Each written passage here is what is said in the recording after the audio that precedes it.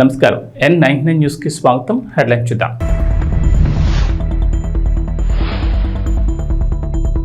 వాడవాడల స్వాతంత్ర దినోత్సవ వేడుకలు, దేశవ్యాప్తంగా మిన్నంటిన సంబరాలు.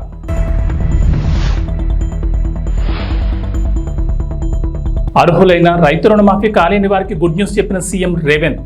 అలాంటి వారికి కూడా రైతు రుణమాఫీ వర్తించేలా చర్యలు.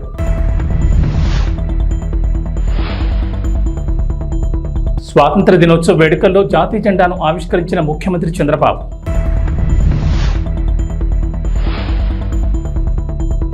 జగన్ ఆస్తుల కేసులో కీలక పరిణామం, విచారణ నుంచి తప్పుకున్న జస్టిస్ సంజయ్ కుమార్. 2 శతాబ్దాల పాటు ప్రజలను హింసిస్తూ పన్నుల భారం వేసి జాత్యహంకారంతో సాగిన బ్రిటిష్ పాలనకు ఆగస్టు 15, 1947లో ముగింపు పలికారు భారతీయులు. వారి దుర్మార్గపు పాలనకు వ్యతిరేకంగా చేపట్టిన ఉద్యమం స్వాతంత్ర పోరాటానికి దారితీసింది. 1857 తిరుగుబాటుతో ఈ స్వాతంత్ర పోరాటం తీవ్ర రూపం దాల్చింది. ఈ సిపాయిల తిరుగుబాటు బ్రిటిష్ ఈస్ట్ ఇండియా కంపెనీ పునాదులను కదిలించింది. భారత పరిపాలనలో బ్రిటిష్ వారి అసమర్థతను ఇది బహిర్గతం చేసింది. అనేక మలుపులు తిరిగి చివరికి ఎన్నో ఉద్యమాలు, వేలాది మంది ప్రాణాలను బలిదానంతో దేశానికి స్వాతంత్రం సిద్ధించింది.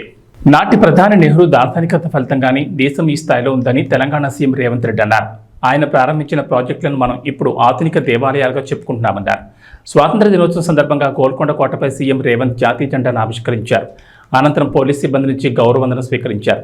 ఆ తర్వాత తెలంగాణ ప్రజలను ఉద్దేశించి మాట్లాడిన సీఎం రేవంత్, నెహ్రూ సంస్కరణల వల్లే దేశం సస్యశ్యామలంగా ఉందన్నారు. BHEL, IDPL, మిథాని వంటి పరిశ్రమలను నెహ్రూ స్థాపించి దేశ ఆర్థికాభివృద్ధికి పునాదులు వేశారని గుర్తు చేశారు.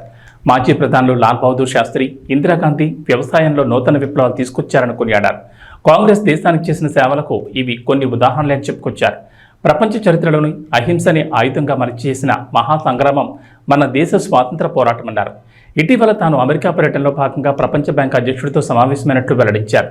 తక్కువ వడ్డీకే రుణాలు ఇచ్చేందుకు ప్రపంచ బ్యాంక్ అంగీకరించిందని తెలిపారు. గత బీఆర్ఎస్ ప్రభుత్వం మాదిరిగా అధిక వడ్డీలకు అప్పులు తెచ్చి ప్రజలను ఎత్తిన భారం వేయిపోమని తెలిపారు.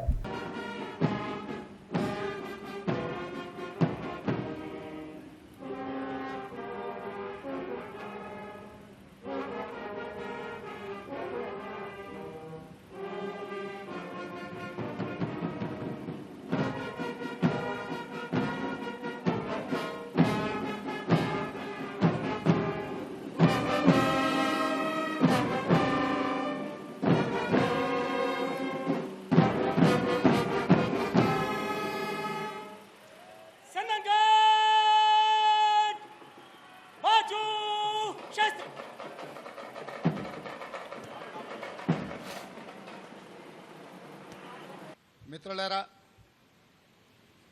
భారతదేశ ప్రజలందరికీ స్వతంత్ర దినోత్సవ శుభాకాంక్షలు. బ్రిటిష్ బానిస సంఖ్యలు తెంచి స్వేచ్ఛావాయువులు పీల్చుకునే ఈరోజు మనందరికీ పర్వదినం. మన దేశ అస్తిత్వాన్ని, ఆత్మగౌరవాన్ని మువ్వన్నెల జెండాగా సగర్వంగా ఎగరేసిన ఈరోజు దేశ చరిత్రలో సువర్ణ అక్షరాలతో లిఖించదగ్గ రోజు.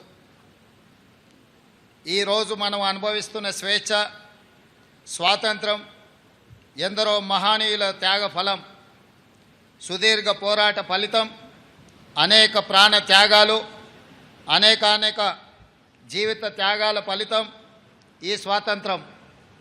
ఎందరో మహామౌల త్యాగాల వెలకట్టలేని బహుమతి ఈ స్వాతంత్రం.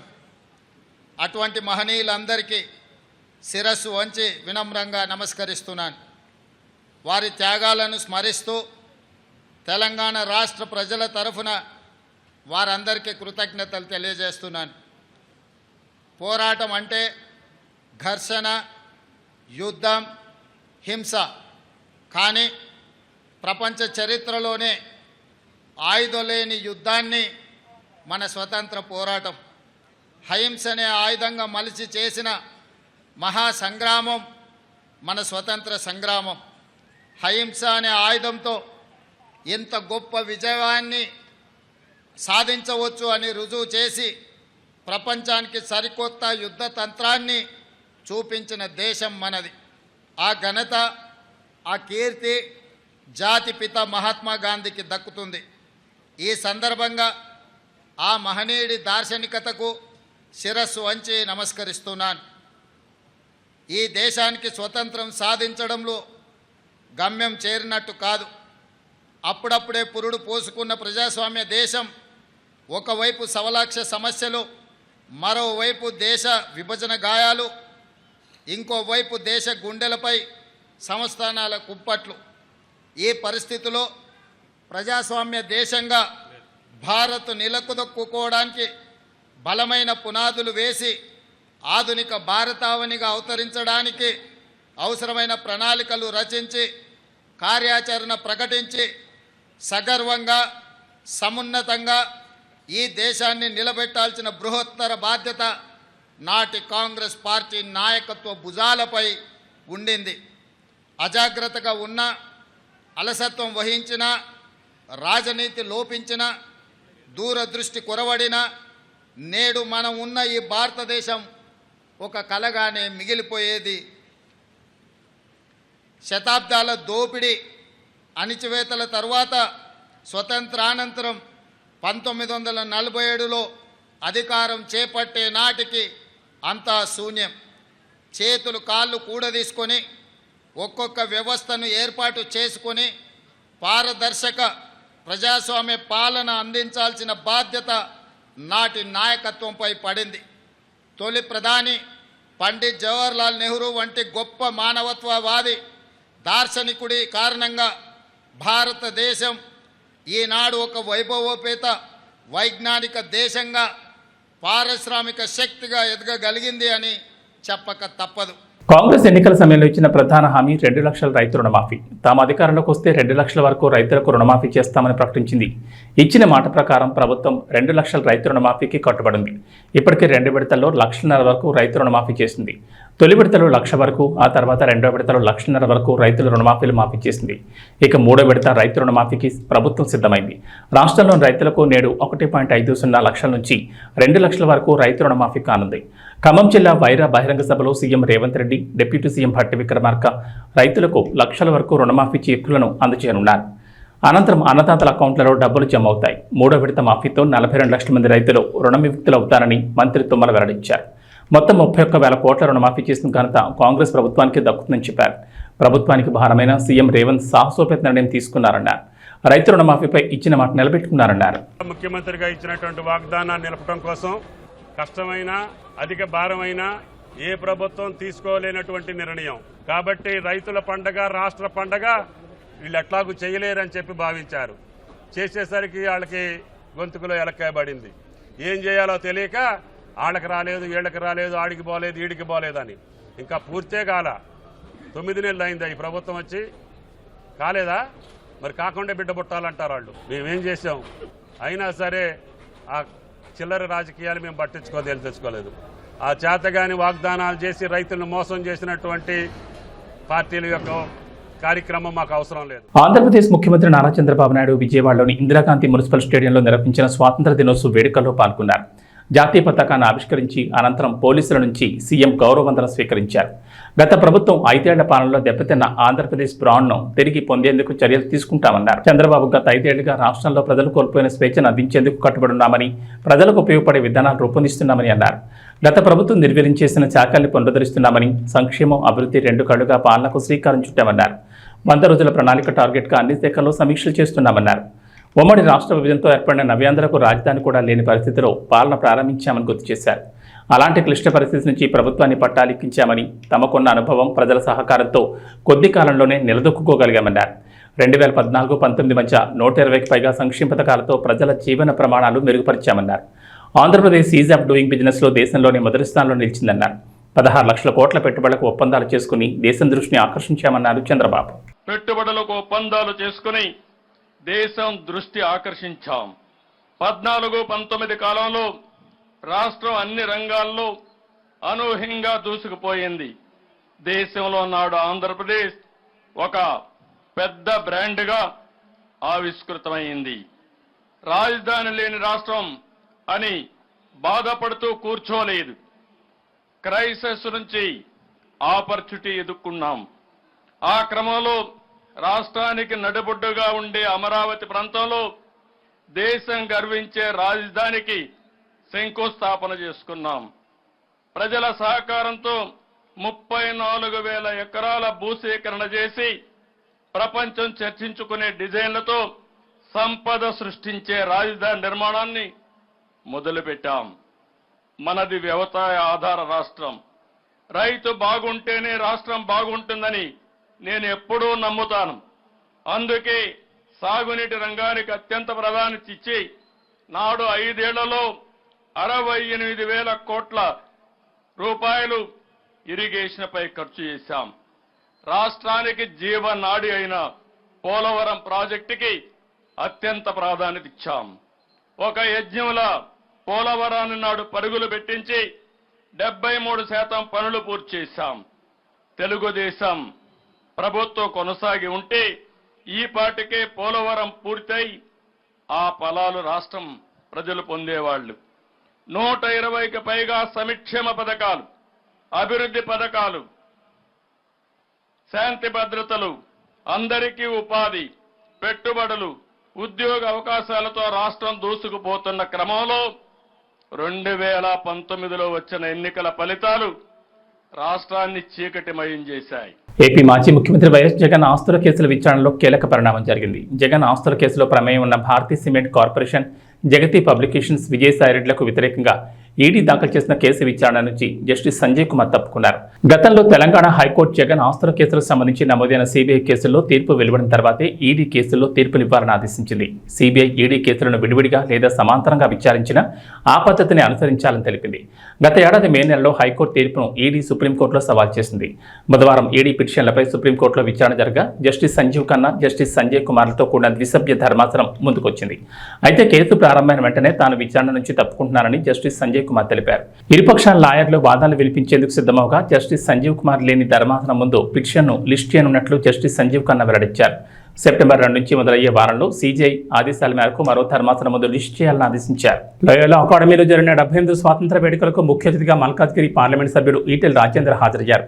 ఈటెల రాజేందర్ జెండా ఎగురవేసిన అనంతరం ఆయన మాట్లాడుతూ డాక్టర్లు, ఇంజనీర్లు అవుదామనే లక్ష్యంతో కాకుండా చదువుకున్న యువత కూడా రాజకీయాలకు వస్తే అవినీతి తగ్గి దేశం మరింత ముందుకు పోయే అవకాశం ఉందన్నారు.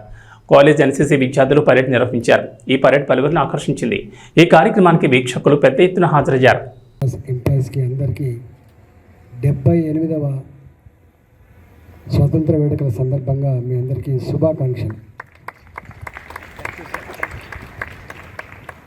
నేను మీ కళ్ళ ముందు 34 సంవత్సరాలుగా ఎదిగిన వాడిని. నేను బయటి వాళ్ళకు కొత్త కావచ్చు, కానీ అల్వాల్ వాసులకు మాత్రం నేను పాతవాడిని.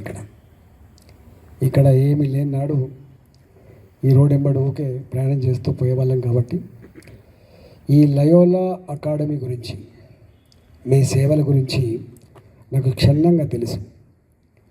ఎన్ని వేల మందికి గొప్ప సంస్కృతిని, విద్యను, జ్ఞానాన్ని అందించిందో నేను కళ్ళారా చూసినవాడిని. కాబట్టి నేను మీ అందరికీ మళ్ళొకసారి విజ్ఞప్తి చేస్తున్నా, ఈ పరంపర, ఈ సాంప్రదాయం, ఈ కల్చర్ మరింత గొప్పగా ఎదగాలని చెప్పి మనస్ఫూర్తిగా కోరుకుంటున్నాను. నేను మీకు తెలుసు, ఇవాళ మనం జరుపుకుంటున్నటువంటి ఇండిపెండెన్స్ డే ఇదేదో పండుగ మాత్రమే కాదు. దీని వెనుక అనేక విషాదాలు ఉన్నాయి, త్యాగాలు ఉన్నాయి. నాకు తెలిసి స్వతంత్రం కోసం జరిగినటువంటి ఉద్యమాలలో ఎక్కువ కాలం ఉద్యమాలు జరిగినటువంటి చరిత్ర భారతదేశానికి మాత్రమే ఉంది. మొఘలాయుల కాలం నుంచి మొదలుపెట్టి బ్రిటిషర్స్ వరకు వందల సంవత్సరాల కాలం పాటు మాకు స్వతంత్రం కావాలి, మేము పరిపాలించుకున్నటువంటి సత్తా రావాలని చెప్పి ఎన్ని 100,000 మంది తమ అమూల్యమైన ప్రాణాలను ఈ దేశ విముక్తి కోసం దారబోసిండ్రో అవన్నీ ఇవాళ మరణం వేసుకోవాల్సిన అక్కడ ఉన్నది. లక్షలాది మంది జైళ్ళల్లో మగ్గి చివరికి బయటికి రాక శవాలుగా మారిపోయినటువంటి సందర్భాన్ని మనం చూసినాం. అందువల్ల త్యాగాల పునాదుల మీద ఏర్పడ్డ ఈ భారతదేశ స్వతంత్రం, ఇవాళ మనం అనుభవిస్తున్న స్వేచ్ఛ, మనం అనుభవిస్తున్న స్వతంత్రం, అది అంతమంది త్యాగదళ పుణ్యం వల్ల అనుభవిస్తున్నది తప్ప ఇదేదో ఊరికే వచ్చింది కాదనే విషయం మనం మర్చిపోవద్దు. గుంటూరు జిల్లా పొన్నూరులో రిటైర్డ్ ఆర్మీ వెల్ఫేర్ అసోసియేషన్ ఏర్పాటు చేసిన 78వ స్వాతంత్ర దినోత్సవ వేడుకల్లో పొన్నూరు ఎమ్మెల్యే ధూళిపాటి నరేంద్ర కుమార్ పాల్గొన్నారు. ఈ సందర్భంగా మాట్లాడుతూ దేశానికి సైనికులకు చేసిన సేవతో పోల్చుకుంటే మేము చేసే సేవ చాలా చిన్నదన్నారు. దేశం కోసం పోరాడిన ఆర్మీ సైనికులు పదవి విరమణ అనంతరం ఆర్మీ కుటుంబాల కోసం అసోసియేషన్ ఏర్పాటు చేసి ఆయా కుటుంబాలకు అండగా నిలవడం అభినందనీయమన్నారు. రిటైర్డ్ సైనికులకు ప్రభుత్వం నుంచి అందాల్సిన సంక్షేమ పథకాలు బెనిఫిట్స్లను ప్రభుత్వంతో మాట్లాడి అవి అందే విధంగా చూస్తానని ఈ సందర్భంగా పట్టణంలోని మున్సిపల్ కార్యాలయం, ఉర్దూ స్కూల్, ఆటో యూనియన్ ఆధ్వర్యంలో చేబ్రోలు మండలంలోని పలు ప్రభుత్వ కార్యాలయాల్లో ఏర్పాటు చేసిన స్వాతంత్ర దినోత్సవ వేడుకల్లో పాల్గొన్నారు.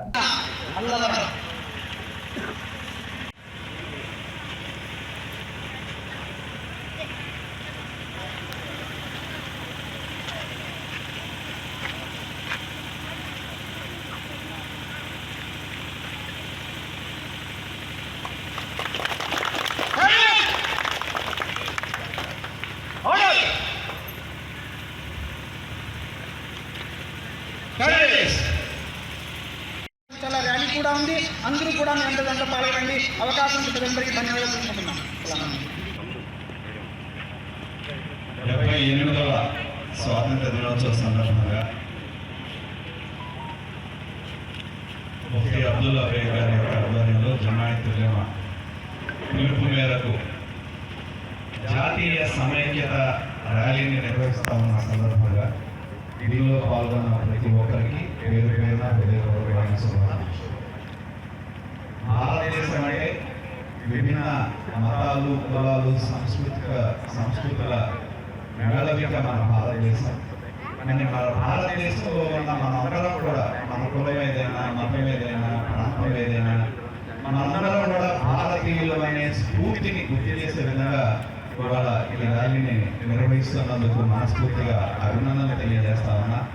దేశం ఒకటే, జాతి ఒకటే, మనందరం కూడా భారతీయులు అనే స్ఫూర్తిని ప్రజల్లోకి తీసుకువెళ్లే విధంగా ఇవాళ ఈ కార్యక్రమాన్ని నిర్వహిస్తున్నందుకు వారికి మనస్ఫూర్తిగా అభినందనలు తెలియజేస్తూ, అదేవిధంగా ఇక్కడికి వచ్చినప్పుడు మరి ఈ పాఠశాలను చూస్తే చాలా ఆనందంగా కూడా ఉంది.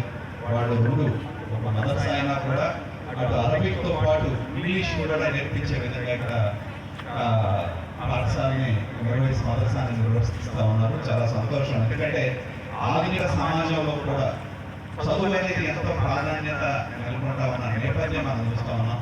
ఎంతో మందిని మనం చూస్తాం. ఎందుకంటే మరి వాళ్ళ ప్రభుత్వం కూడా మీ అందరికీ తెలుసు, స్కిల్ డెవలప్మెంట్ సెంటర్లకు ప్రాధాన్యత ఇవ్వాలి అనే ఉద్దేశంతో ప్రభుత్వం కూడా ఉంది. ఎందుకంటే మనలో ఉన్న విద్య ద్వారా నైపుణ్యతను కనుక పెంపొందిస్తే దానివల్ల ఉపాధి అవకాశాలు పెరిగి దానివల్ల మన కుటుంబాల యొక్క జీవనోపాధి కూడా మెరుగైన జీవితం కూడా మనకు వచ్చే అవకాశం ఉంది. కాబట్టి ఈనాడు ప్రభుత్వం కూడా రాష్ట్ర వ్యాప్తంగా ఈ సెన్సెస్ కూడా, స్కిల్ సెన్సెస్ కూడా ప్రభుత్వం తీసుకుంటా ఉంది. ఎంతోమంది యువత ఇక్కడ ఉన్నారు. తప్పనిసరిగా మరి ప్రభుత్వం యొక్క అందించే కార్యక్రమాలు ఏదైనా ఉంటే మనకి ఇక్కడ మన మదరసాలు అమలు చేసే అవకాశం ఉంటే మాకు తెలియజేయండి. తప్పనిసరిగా మా వంతు సహకారం మీకు ఉంటుంది. ఎందుకంటే స్కిల్ డెవలప్మెంట్ సెంటర్లు కావచ్చు, ఇతరత్ర ప్రభుత్వం నుండి ఏ సహకారం కావాలన్నా కూడా మేము ప్రభుత్వ పరంగా గతంలో మాకు మదరసాల్లో ఉన్న స్కూల్స్కి గతంలో ప్రభుత్వ పరంగా సహాయం ఉండేది. మరి ఇప్పుడు లేదో నాకు తెలియదు. కానీ మరి అటువంటి ఏదైనా ఉంటే ప్రభుత్వ పరంగా మీకు సహకారం కావాలంటే మాకు తెలియజేస్తే తప్పనిసరిగా మా వంతు సహకారాన్ని అందజేస్తాం. ఎందుకంటే ఎవరికైనా విద్య అనేది ఇవాళ ప్రతి ఒక్క వ్యక్తికి అవసరం. ప్రతి ఒక్క విద్య ద్వారా ఉపాధి కలిగితే ఆ కుటుంబం ఎదుగుదల సాధిస్తుంది. ఒక కుటుంబం ఎదిగితే జాతి ఎదుగుతుంది. కాబట్టి దాన్ని దృష్టిలో పెట్టుకొని తప్పనిసరిగా ఒక మంచి స్కూల్ని ఇక్కడ నిర్వహిస్తూ ఉన్నారు. వారికి కావాల్సిన సహాయ సహకారాలు అందిస్తాం. ఈరోజు భారతదేశంలో ఎంతోమంది ఈ స్వాతంత్ర్యం కోసం ప్రాణాలు కోల్పోయారు. దానిలో ఎంతోమంది ఆ కులం లేదు, ఆ మతం లేదు, ప్రతి ఒక్కరు కూడా మనందరూ ఏ కులమైనా ఏ మతమైనా రక్తం ఒకటి, రక్తం ఎదురులోనే ఉంటుంది. దానికి కులం లేదు, మతం లేదు. మనందరం కూడా ముందు మనుషుల్లో మనకి మానవీయత అనేది చాలా ముఖ్యం. తోటి వాళ్ళకి సహాయపడటం కానీ, తోటి వాళ్ళకి అవసరమైనప్పుడు మనం అండగా ఉంటాం. మనంతా మనుషులు, మానవ కులం మనందరికీ, మన జాతి భారత జాతి ఆ స్ఫూర్తిని ముందుకు తీసుకెళ్లే విధంగా ఈరోజు ఒక సమతా ర్యాలీని ఈరోజు నిర్వర్తిస్తున్నందుకు వారికి ప్రత్యేకంగా అభినందనలు తెలియజేస్తూ మా వంతు సహాయ సహకారం ఇప్పుడు మీకు ఉంటుందని చెప్పి ఏ క్షణంలో మా వల్ల మీకు సహకారం కావాలి అంటే తెలియజేయండి. మీతో పాటు మేము ఉంటామని చెప్పి తెలియజేస్తూ సెలవు తీసుకుంటాము. మరొకసారి అందరికీ స్వాతంత్ర దినోత్సవ శుభాకాంక్షలు. జై హింద్. పూరి జగన్నాథ్ లైగర్తో పాతాళంలో పడిపోయారు. అలా పడిపోవడం, ఆకాశమంత ఎత్తుకు ఎదగడం పూరికి కొత్త కాదు. రామ్ పూరి కలిసి చేసిన ఇస్మార్ట్ శంకర్ సినిమాకు సీక్వెల్గా డబుల్ ఇస్మార్ట్ అని తీశారు. ఇస్మార్ట్ శంకర్ అయితే మాస్ ఆడియన్స్కు బాగానే ఎక్కేసింది. మరి ఈ డబుల్ ఇస్మార్ట్ కూడా అలానే హిట్ అవుతుందా? పూరి రామ్కి మళ్ళీ బ్లాక్ బస్టర్ వస్తుందా? నిర్మాతగా చార్మి దస్తు తిరుగుతుందా అన్నది చూద్దాం. ఇక కథ విధానానికి వస్తే బిగ్ బుల్ సంజయ్ దత్ తనకు బ్రెయిన్ ట్యూమర్ ఉండడంతో 3 నెలల్లో చనిపోతానని తెలుసుకుంటాడు. తాను చిరకాలం బతకాలను కోరుకుండడం, బిగ్ గోల్తో బతకాలని అనుకుంటాడు. దీనికోసం తన మెమొరీ ట్రాన్స్ఫర్మేషన్ కోసం ప్రయత్నాలు మొదలు పెడతాడు. ఇస్మార్ట్ శంకర్ రామ్ పోతినేనికి ఆల్రెడీ మెమొరీ ట్రాన్స్ఫర్మేషన్ సక్సెస్ అయిందని, అతనిలో తన మెమొరీస్ చొప్పించాలని ఇస్మార్ట్ శంకర్ రూపంలో తాను మళ్ళీ బతకాలను కోరుకుంటాడు. దీంతో ఇస్మార్ట్ శంకర్ కోసం తన గ్యాంగ్ని దింపుతాడు. ఇస్మార్ట్ శంకర్ సైతం బిగ్ బుల్ మనీని కొల్లగొడుతుంటారు. ఈ క్రమంలో జన్నత్ కావ్య తాపర్ కూడా ఇస్మార్ట్ శంకర్తో చేతులు కలుపుతుంది. ఇస్మార్ట్ శంకర్ సైతం తన టార్గెట్ బిగ్ బుల్ అని చెప్తూ ఉంటాడు. ఇస్మార్ట్ శంకర్కి మెమొరీ ట్రాన్స్ఫర్మేషన్ చేసేందుకు బిగ్ బుల్ చేసిన ప్రయత్నాలేంటి, ఆ ట్రాన్స్ఫర్మేషన్ జరిగిన తర్వాత ఏర్పడిన పరిణామాలేంటి, బిగ్ బుల్ని పట్టుకునేందుకు రా ఏం చేసింది, ఈ కథలో జన్నత్ పాత్ర ఏంటి, పోచమ్మ క్యారెక్టర్ కొన్న ఇంపార్టెన్స్ ఏంటి, చివరికి ఏం జరుగుతుందన్నది తెరపై చూడాల్సిందే. ఇక వాతావరణ విషయానికి వస్తే తెలంగాణకు హైదరాబాద్ వాతావరణ కేంద్ర అధికారులు రెయిన్ అలర్ట్ జారీ చేశారు. రాష్ట్రంలో ఇవాళ కూడా భారీ వర్షాలకు ఛాన్స్ ఉందని చెప్పారు. ఉరుములు మెరుపులతో పాటుగా గంటకు 30 నుంచి 40 కిలోమీటర్ల వేగంతో బలమైన ఈదురుగాలులు వీచే అవకాశం ఉందని వెల్లడించారు. ప్రధానంగా హైదరాబాద్, రంగారెడ్డి, సంగారెడ్డి, కరీంనగర్, రాజన్న సిరిసిల్ల, సిద్దిపేట, వికారాబాద్, మేడ్చల్, మల్కాజ్గిరి, యాదాద్రి భువనగిరి, సూర్యాపేట జిల్లాల్లో వర్షాలు పడతాయని వాతావరణ శాఖ తెలిపింది. ఈ మేరకు ఆయా జిల్లాలకు ఎల్లో అలర్ట్ జారీ చేశారు. ప్రస్తుతం దేశవ్యాప్తంగా రుతుపవనాలు చాలా యాక్టివ్గా ఉన్నాయి. దీంతో పలు రాష్ట్రాల్లో భారీ నుంచి అతి భారీ వర్షాలు కురుస్తున్నాయి. రుతుపవన ద్రోణి ప్రభావం వల్ల మరో 2 రోజుల పాటు తెలుగు రాష్ట్రాల్లో వర్షాలు కురిసే అవకాశం ఉందని భారత వాతావరణ శాఖ తెలిపింది. తెలుగు రాష్ట్రాల్లో గత నెల రోజులుగా కురుస్తున్న భారీ వర్షాల వల్ల ప్రజలు తీవ్ర ఆందోళనకు గురవుతున్నారు. తెలంగాణలోని వాగులు, వంకలు పొంగి పొర్లుతున్నాయి. జలాశయాలు, ప్రాజెక్టులు నిండుకుండలా మారాయి. దాదాపు 2 ఏళ్ల తర్వాత శ్రీశైలం, నాగార్జున సాగర్ ప్రాజెక్టు గేట్లను పైకెత్తి నీటిని కిందికి విడుదల చేశారు. ఏబీ బులెటిన్ విశేషాలు. నమస్కారం.